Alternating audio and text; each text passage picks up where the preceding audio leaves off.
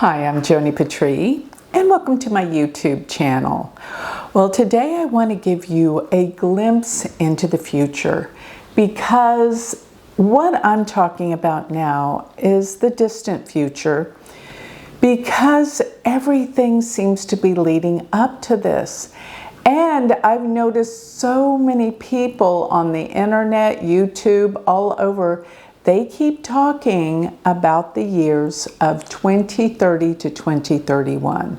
And I have to tell you, this is going to be a crucial time to be aware of. Everything is going to change then. Everything is constantly changing, but that is the year of some kind of major catastrophe. I know I keep talking about the time when Rahu and Ketu go into Rahu and Gemini and Ketu and Sagittarius, because they always create catastrophic events. But just the lineups around the time of the eclipses in 2030 and 2031 is monumental. And I just thought, because I wrote this book, World Predictions 2024 to 2042, I'd give you a little piece of this book on what I wrote about. I went into each and every year, especially pertaining to where Rahu and Ketu are. And Rahu is the north node of the moon, Ketu is the south node of the moon. And these positions truly predict where we're headed and what is happening, because these are the points that create eclipses. And yes, eclipses are not all that rare. Of course, we have a solar eclipse twice a year. Lunar eclipse around the solar eclipse. But what causes eclipses is when you have the sun, the moon, and the earth align. And that means that you have the sun and the moon with Rahu or Ketu. Very, very important. So, what I did in this book, by the way, you can find this book on Amazon or on my website, galacticcenter.org. And I go through every year from 2024 to 2042 based on where Rahu and Ketu are occurring and causing eclipses. And of course, all the other planets that come together during these times are the indicators of this massive change. So let me get going. Well, before I do, let me remind everyone to sign up for my free newsletter. Go to galacticcenter.org. There you can get my predictions delivered to your email address absolutely free every week. And while you're at my website, I want you to check out my Patreon page. If you are feeling lonely and you want to connect to like-minded people, this is the place. I have live classes every week, and you get the magazine. There's so many things you get from my Patreon. You'll find that on my website. Don't forget my Galactic Planner.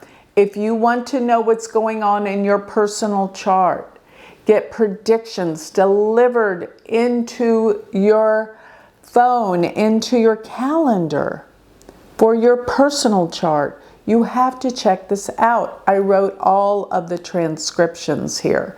No AI with this. This is a real astrologer doing the work. So go to galacticcplanner.com. And I'm going to cover the fact that if you want to learn how to do this yourself, take my course. Go to universityofvedicastrology.com and become my student. So, get going. 2030, 2031. Why is this so important? Well, during this time, what you're going to find is that Rahu will be in Scorpio and Ketu will be in Taurus. So this actually begins February 4th, 2030 to August 9th of 2031, that we will have Rahu in Scorpio in Ketu and Taurus. These are actually, according to Parashara, the worst placements. It is said to be debilitated. Number one, that's the first thing I got to get out. But when we have the nodes in these signs, and of course this is where the eclipses are happening, in 2030 and 2031, we also have Saturn is going to be in Taurus. And it is said in some of the ancient texts that when Saturn goes into the sign of Taurus, into the nakshatra Rohini, that it is one of the worst placements. And as a matter of fact, the last time Saturn was there was September 11th. 2001. Saturn takes 30 years to go through the entire zodiac. All right, so that gives you a little clue of what to expect. And the other thing is that Saturn will be conjunct Ketu, but Uranus will be exactly conjunct Ketu throughout this time period.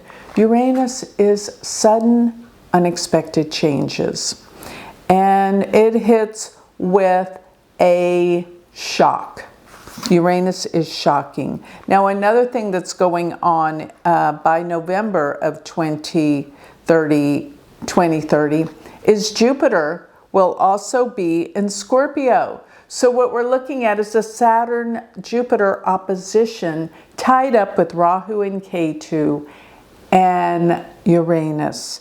And during the time of May and June, but particularly June, let me see here, absolutely May and June 2030.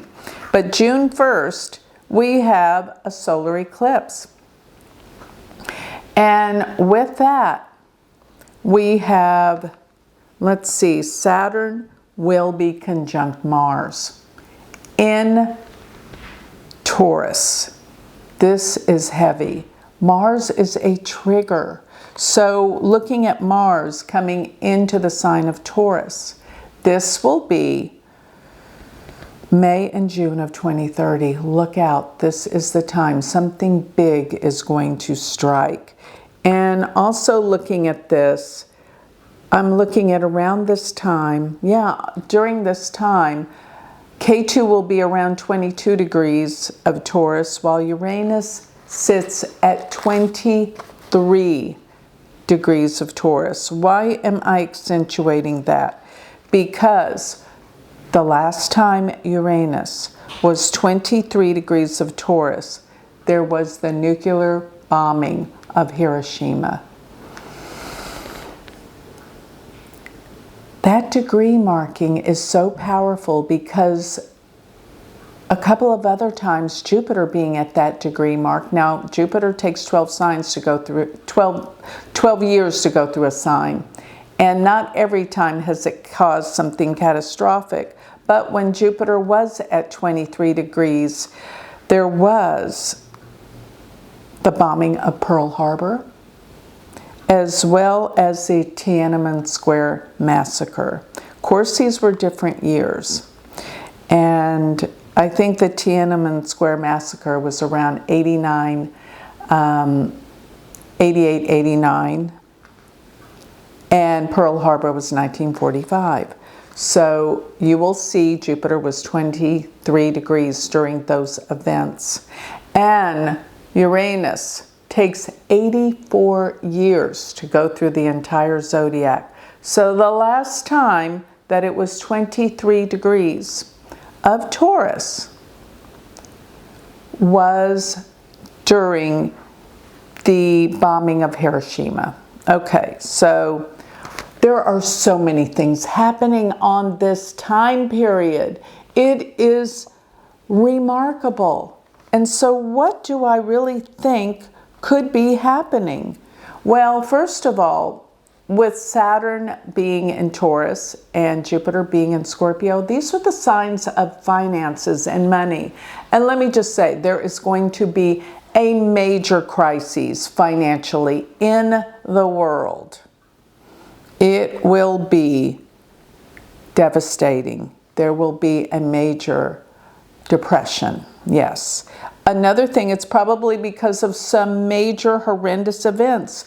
You know, Saturn conjunct Ketu with Uranus is very interesting and very, very rare.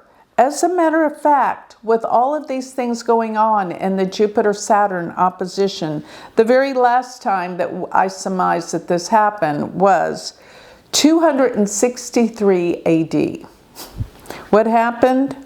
This was when the Roman Empire split into East and West. So it has a lot to do with empires falling and change and transformation. So another thing was that the start of World War II happened when Ketu was conjunct Saturn and Uranus, except they were in Aries during that time. They were not in the sign of Taurus. But still, these three planets together represent something critical is occurring. And going back to all the other times that we had the nodes here, we had some major events, such as with weather, extremes, but mainly there were devastating events that dealt with war and attacks. So this represents great danger. This represents, it's interesting because during this time, I also find, all of this is in the book, I'm telling you, that was interesting, that Pluto will be around 15 degrees of Capricorn, which will be conjunct natal Ketu in the United States chart that I use. And that means major fall with the economy. Major. Ketu's losses, it's in the second house of the United States chart, dealing with money. Pluto is major change, devastating, dealing with power. All right? So another thing, I see a lot of this going on in the United States. Of course, the world is affected. This could be world war. And it's an event that's so huge that I almost see it as like something hits planet Earth. I was like, I don't think it's an asteroid, but it feels like it because everything's going to shift. Another thing that this could deal with is a major pandemic that's going to be happening during this time. If you thought the other one was bad, I think this one is something to really, really be concerned about. There is just going to be so much fighting and destruction. Unforeseen obstacles that hit blindly. It's a big wake-up call. Uranus is not called the Great Awakener for nothing. So I am also looking at, let's see, January 4th of 2031. This will be when Mars enters Libra. And with that, it will turn retrograde. Mars, when it goes retrograde, deals with violence and war and anger. And it will be retrograde until August 15th of 2031. And in this retrograde in Libra, it will be aspecting the Saturn Ketu, Uranus, by its 8th full aspect. The 8th aspect deals with death and transformation and accidents, major change. And this will deal with, it denotes violence, upsets, indicating problems around war and attacks. Will we ever learn? Will we ever learn? This is the craziest time historically. So with all this, you know, I could go into further detail as the book does. And I just wanted to give you a little taste of what my research has been all about with Rahu and Ketu through the signs, with the planets coming together, with Mars as a triggering force in the timing of events. I want to leave you on a good note, because transiting Uranus, when it went into Gemini, and this will be, Uranus will go into Gemini. This will be April 20th of 2032. Okay, let's see. So let me just read this to you. Another enormous change from this year is that, and this year is talking about 2031. Uranus will shift signs from Taurus into Gemini on July 5th of 2031. It will remain there until it retrogrades back into Taurus January 8th of 2032, but finally it will return to stay in Gemini by April 20th of 2032. As Uranus transits into the sign of Gemini, it will be crossing over 4 very important planets in the United States chart. Most importantly, the chart for the US, natal Mars sits at 0 degrees of Gemini.